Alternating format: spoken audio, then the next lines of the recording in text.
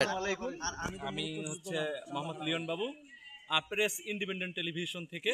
আমি আজকে অবস্থান করতেছি স্বয়ং কুড়িগ্রাম জেলা থেকে চিলমারিতে অবস্থান করতেছি। চিলমারির হচ্ছে বন্যা দুর্গত অঞ্চল নিয়ে আমি একটু প্রতিবেদন তৈরি করব। আজকে হচ্ছে চিলমারি থেকে হচ্ছে রানীগঞ্জ ইউনিয়নের বড়ভিটা চরের এক ভাইয়ের সঙ্গে আমি কথা বলবো, চরের জীবন যাপন নিয়ে কথা বলবো আমি তার সঙ্গে। আমার সমান এখানে উপস্থিত আছে চরের এক ভাই হচ্ছে হলো সুজন ভাই। আমরা হ্যাঁ ভাইয়ের সঙ্গে পরিচয় হব এবং একটু আনন্দ চর কাটাবো। হ্যাঁ ভাই, ভালো আছেন আপনি? আলহামদুলিল্লাহ ভালো আছি। আপনি কেমন আছেন? এই তো আলহামদুলিল্লাহ। ভাই হচ্ছে দুঃখিত ভাই, স্ক্রিপ্ট করবো, স্ক্রিপ্ট করবো, নাম বলা নেই। আচ্ছা আচ্ছা, ওকে ওকে ওকে, অ্যাকশন অ্যাকশন। আমরা আবারও হচ্ছে আমরা এখন অবস্থান করতেছি চর বড়ভিটা, এটা রানীগঞ্জ ইউনিয়নে অবস্থিত। চরাঞ্চলের মানুষ সম্পর্কে জানবো। আমার সামনে একজন ব্যক্তি আছে, আমরা তার পরিচয় সম্পর্কে জানবো।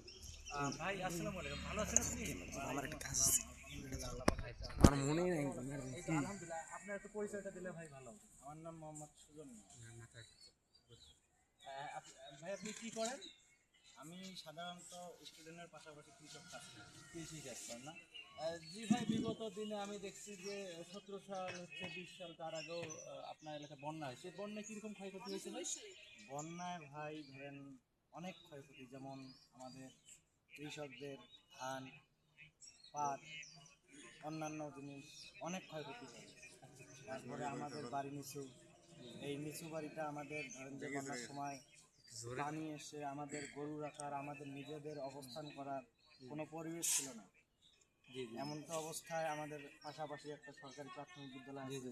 আচ্ছা আচ্ছা ভাই, এই নদী ভাঙন হচ্ছে হলো যখন পানি বাড়ার সঙ্গে সঙ্গে নদীর ভাঙনটা বেশি হয় না পানি চলে যাওয়ার পর বেশি ভাঙন হয়? এই দিকে আপনাদের কতটুকু ক্ষয়ক্ষতি হয়? পানি যখন আসে, যখন আসা শুরু হয় তখন একটু ভাঙন বেশি হয়। আবার যখন পানিটা চলে যায়, যখন একবার ভরাট পানি হয় তখন মনে হয় নদীটা স্থির থাকে, ভাঙে না। আর যখন আবার পানিটা চলে যায়, চলে যাওয়ার সময় একটু বেশি ভাঙে। যখন আসে তার থেকে যখন চলে যায় তখন বেশি ভাঙে। আচ্ছা ভাই, আরেকটা আপনার কাছে প্রশ্ন হচ্ছে, ফসল ও জমি কত শতাংশ আপনার ভাঙনের মধ্যে পড়ে, আর কত শতাংশ হচ্ছে আপনার বসত বাড়ি মানে ক্ষয়ক্ষতি হয়? আর এটা আপনার প্রতি বছরে আপনার চরাঞ্চল কিরকম ক্ষতি হয়, কত পার্সেন্ট হয় আমাকে একটু জানাবেন। প্রায়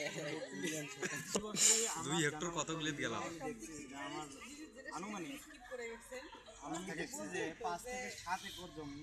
এসব দাও, অতি যায় ময়ূর পাশে দেয়। 5 থেকে 7 একর করে জমি নদীতে চলে যাচ্ছে।